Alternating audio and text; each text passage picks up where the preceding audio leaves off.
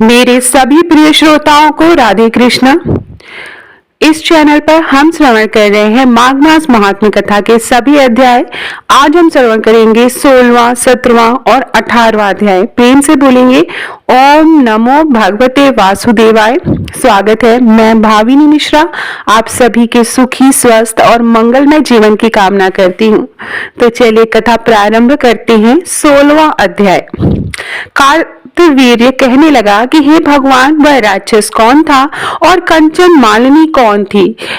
उसने अपना धर्म कैसे किया और उनका साथ कैसे हुआ? हे ऋषि, अत्रि ऋषि की संतानों के सूर्य, यह कथा सुनाकर मेरा कौतूहल दूर कीजिए। तब दत्तात्रेय जी कहने लगे कि राजन, इस पुरातन विचित्र इतिहास को सुनो। कांचन मालिनी नाम की एक सुंदर अप्सरा थी जो माघ मास में प्रयाग में स्नान करके कैलाश पर जा रही थी। तब उसको मार्ग में जाते हुए हिमालय के कुंज से एक गीर राक्षस ने देखा। उस सोने जैसे तेज वाली, सुंदर कटी वाली, बड़े बड़े नेत्रों वाली, चंद्रमुखी, सुंदर केश और पीन पायोधर वाली सुंदर अप्सरा को देखकर उस राक्षस ने कहा कि हे सुंदरी कमल नयनी, तुम कौन हो और कहां से आ रही हो? तुम्हारे वस्त्र और वेणी भीगी हुई क्यों है? तुम आकाश मार्ग से कहां जा रही हो और किस पुण्य के प्रताप से तुम्हारा शरीर ऐसा तेजस्वी और रूप ऐसा मनोहर है? तुम्हारे गीले वस्त्र से मेरे मस्तक पर गिरे हुए एक बूंद जल से मेरे क्रूर मन को एकदम शांति प्राप्त हो गई। इसका कारण क्या है? तुम बड़ी शीलवती प्रतीत होती हो, इसका कारण मुझसे कहिए। अप्सरा ने कहा, हे राक्षस सुनो, मैं काम रूपिणी अप्सरा हूँ। मैं प्रयाग के संगम में स्नान करके आ रही हूँ। इसी से मेरे वस्त्र भीगे हैं।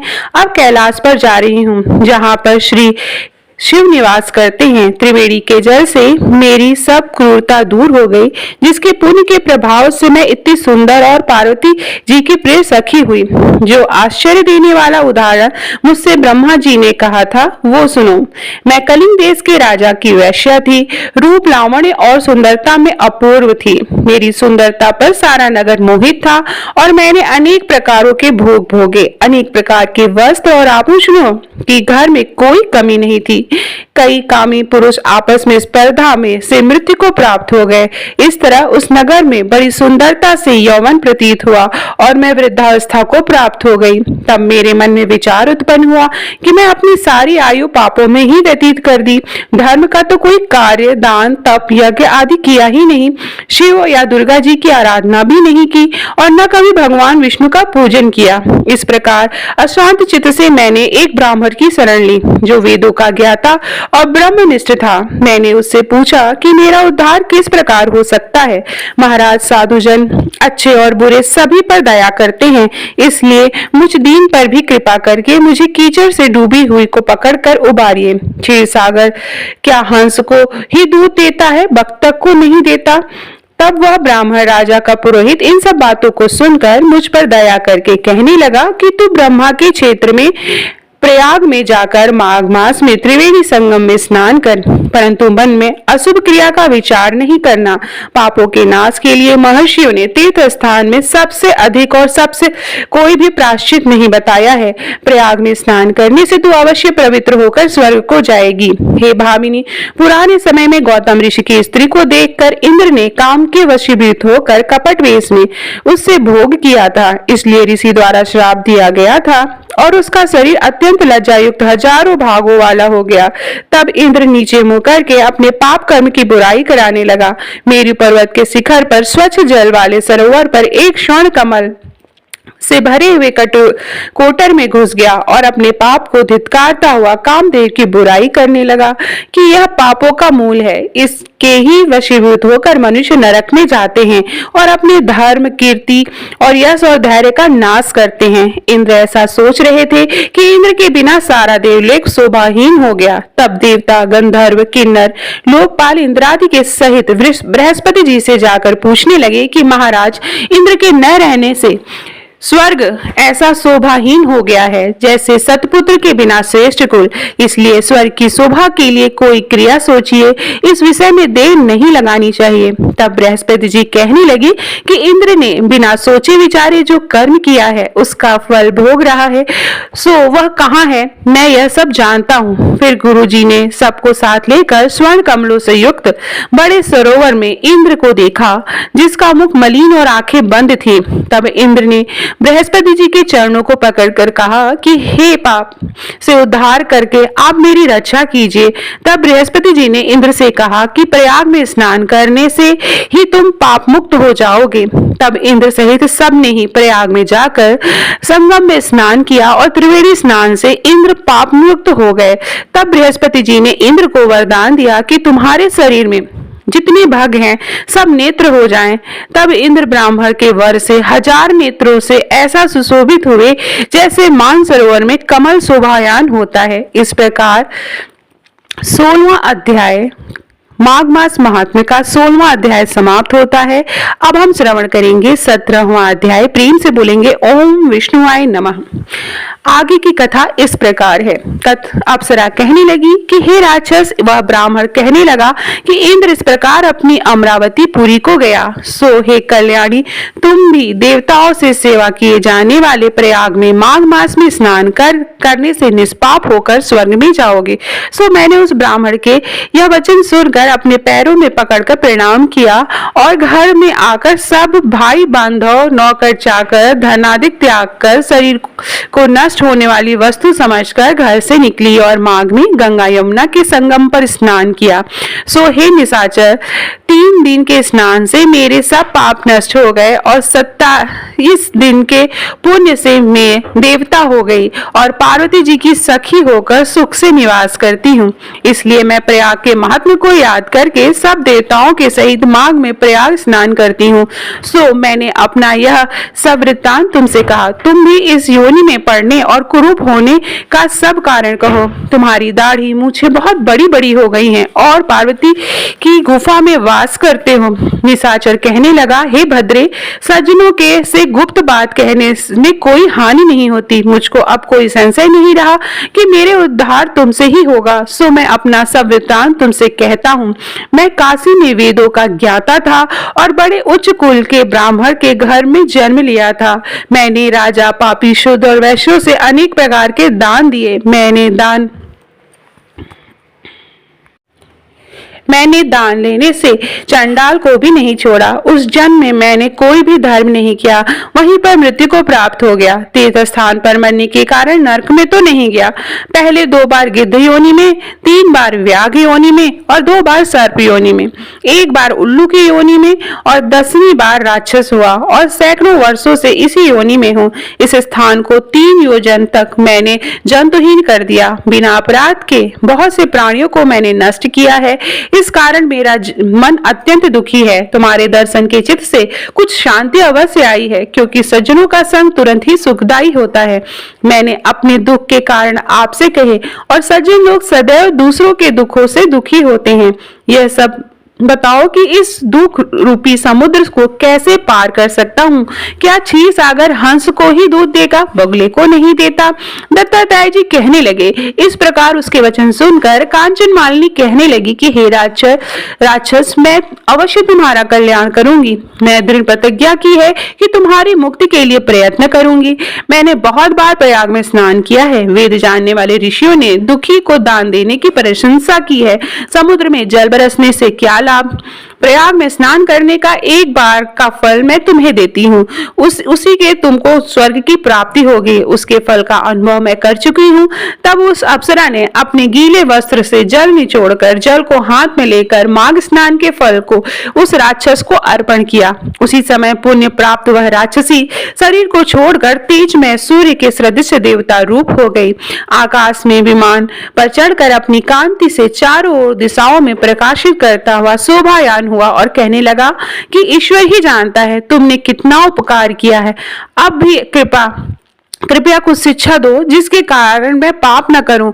अब मैं तुम्हारी आज्ञा पाकर स्वर्ग में जाऊंगा। तब कांचन मालिनी ने कहा कि सदैव धर्म की सेवा करो, काम रूपी शत्रु को जीतो, दूसरे के गुण और दोषों का वर्णन मत करो, शिव और वासुदेव का पूजन करो, इस देह का मोह मत करो, पत्नी पुत्र धनादि को ममता त्यागो, सत्य बोलो, वैराग्य भाव धारण कर योगी बनो।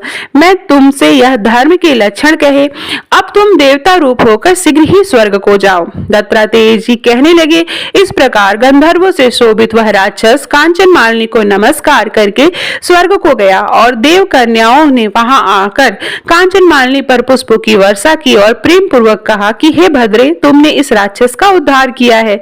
इस दुष्ट के डर से कोई भी इस वन में प्रवेश नहीं करता था।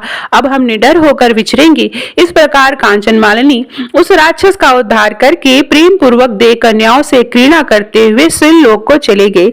इस प्रकार माघ मास महात्म कथा का 17वां अध्याय समाप्त होता है। अब हम श्रवण करेंगे माघ मास महात्म कथा का 18वां अध्याय। प्रेम से बोलेंगे ओम नमो भगवते वासुदेवाय। श्री वशिष्ठ ऋषि कहने लगे कि हे राजन, मैंने दत्तात्रेय द्वारा कहा माघ मास का महात्म्य कहा। अब माघ मास के स्नान का फल सुनो। हे परम पद माघ स्नान सब यज्ञों, व्रतों और तपों का फल देने वाला है। माघ मास में स्नान करने वाले स्वयं को स्वर्ग में जाते हैं और उनके माता और पिता दोनों के कुलों को भी स्वर्ग प्राप्त होता है। जो माघ मास में सूर्योदय के समय नदी में स्नान करता है, उसके माता पिता के 7 कुलों की पीढ़ी स्वर्ग को प्राप्त होती है। माघ मास में स्नान करने वाले दुराचारी और कुकर्मी मनुष्य भी पापों से मुक्त हो जाते हैं और इस मास में हरि पूजन करने वाले पाप समुदाय से छूटकर भगवान के सदृश शरीर वाले हो जाते हैं। यदि कोई आलस से भी माघ मास स्नान करता है, उसके भी सब पाप नष्ट हो जाते हैं। जैसे गंधर्व कन्याएं राजा के श्राप से भयंकर काल को भोगती हुई लोमस ऋषि के वचन से माघ मास के स्नान करने से पापों से छूट गई थी। यह वार्ता सुनकर राजा दिलीप विनय से पूछने लगे कि गुरुदेव, ये कन्याएं किसकी थी? उनको कब और कैसे श्राप मिला? उनके नाम क्या थे? ऋषि के वाक्य से कैसे श्राप मुक्त हुई और उन्होंने कहां पर स्नान किया? आप विस्तार पूर्वक सब कथा कहिए। वशिष्ठ जी कहने लगे, राजा, जैसे अरण्य से स्वयं अग्नि उत्पन्न हुई, वैसे ही यह कथा धर्म और संतान उत्पन्न करती है। हे राजन, सुख संगीत नामक गंधर्व की कन्या का नाम विमोहिनी था। सुशीला तथा स्वरवेदी की सुंबरा, चंद्रकांत की सुतारा और सुप्रभा की कन्या चंद्रका, ये 5 सब समान आयु वाली तथा चंद्रमा के समान कांति वाली और सुंदर थी। जैसे रात्रि को चंद्रमा शोभायान होता है, वैसे ही पुष्प की कलियों के समान खिली हुई यह अप्सराएं थी। ऊंचे पयोधर वाली पद्मिनी वैशाख मास की कामिनी, यौन दिखाती हुई नवीन पत्तों वाली लता के सदृश गोरी रंग, सोने के सदृश चमकती हुई और सोने के अलंकारों से सुशोभित सुंदर वस्त्र धारण किए हुए, अनेक प्रकार के गाने और वीणा अथवा बांसुरी तथा दूसरे बाजे बजाने में प्रवीण और ताल, स्वर तथा नृत्य कला में निपुण थी। इस प्रकार वे कन्याएं क्रीड़ा करती हुई कुबेर के स्थान से विचरित थी। एक समय कौतुकवश माघ मास में एक वन से दूसरे वन में विचरती हुई मंदिर के पुष्प तोड़कर सरोवर पर गौरी पूजा के लिए गई। स्वच्छ जल के सरोवर में स्नान करके वस्त्र धारण कर मौन को बालों मिट्टी की गौरी बनाकर चंदन, कपूर, कुमकुम और सुंदर कमलों से उपचार सहित पूजन करके ये 5 कन्याएं ताल नृत्य करने लगी, ऊंचे गंगाधर स्वर से सुंदर गीत गाने लगी। जब ये कन्याएं नाचने और गाने में लीन थी तो उस समय आच्छोद नामक उत्तम तीर्थ में वेदनिधि नाम के मुनि के पुत्र अग्नि ऋषि स्नान को गए। वह युवा ऋषि सुंदर मुख, कमल सदृश नयन, विशाल छाती, सुंदर भुजाओं वाला दूसरे कामदेव के समान था। शिखा सहित दंड लिए, मृग चर्म ओढ़े, यज्ञोपवीत धारण किए हुए था। उसको देखकर 5 कन्याएं मुक्त हो गई और उसका रूप और यौवन देखकर कामदेव से पीड़ित होकर देखो देखो ऐसा कहती हुई वह ब्राह्मण के चित्त से कामदेव का डर उत्पन्न करने लगी और आपस में विचार करने लगी कि यह कौन है। रति रहित होने से कामदेव नहीं और एक होने से अश्विनी कुमार नहीं। यह कोई गंधर्व या किन्नर या काम रूप धारण कर कोई सिद्ध या किसी ऋषि का श्रेष्ठ पुत्र या मनुष्य है। कोई भी हो, ब्रह्मा जी ने इनको हमारे लिए बनाया है। जैसे पूर्व कर्म में प्रभाव से संपत्ति प्राप्त होती है, वैसे ही गौरी जी ने हम कुमारियों के लिए श्रेष्ठ वर दिया है। और आपस में यह तुम्हारा वर है, मेरा अथवा सबका, ऐसा कहने लगी। जिस समय उस ऋषि पुत्र ने अपनी मध्याह्न की क्रिया करके ऐसे वचन सुने तो वह सोचने लगा कि यह तो बहुत बड़ी समस्या उत्पन्न हो गई। ब्रह्मा, विष्णु, महेश आदि देवताओं तथा बड़े योगीश्वर भी ईश्वरों के ब्रह्म जाल से मोहित हो गए। इनके तीक्ष्ण बाणों से किसका मन रूपी हिरण घायल नहीं हो सकता। जब तक नीति और बुद्धि रहती तब तक पाप से भय रहता है। जब तक गंभीरता रहती है, यम विधि का पालन होता है, तब तक मनुष्य स्त्रियां काम रूपी बाणों से भीगा नहीं जाती। हे, ये मुझे उन्मत्त और मुग्ध कर रही हैं। किन गुणों के धर्म की रक्षा हो सकती है? स्त्रियों के मांस, रक्त, मल मूत्र से बने घृणित और अशुद्ध शरीर में कामी लोग ही सुंदरता की कल्पना करके रमन कर सकते हैं। शुद्ध बुद्ध वाले महात्माओं ने स्त्रियों के पास रहना कष्टकारक कहा है। सो जब तक यह पास आए घर चले जाना चाहिए। अतः जब तक उनके पास आई वह योग बल से के द्वारा अंतर ध्यान हो गया। ऋषि पुत्र के ऐसे अद्भुत कर्म देखकर वह चकित होकर डरी हुई चारों ओर देखने लगी और आपस में कहने लगी कि यह क्या इंद्रजाल था जो देखते ही देखते विलीन हो गया। यह विरह की अग्नि को जलने लगी और कहने लगी कि हे कांत, तुम हमको छोड़कर कहाँ चले गए?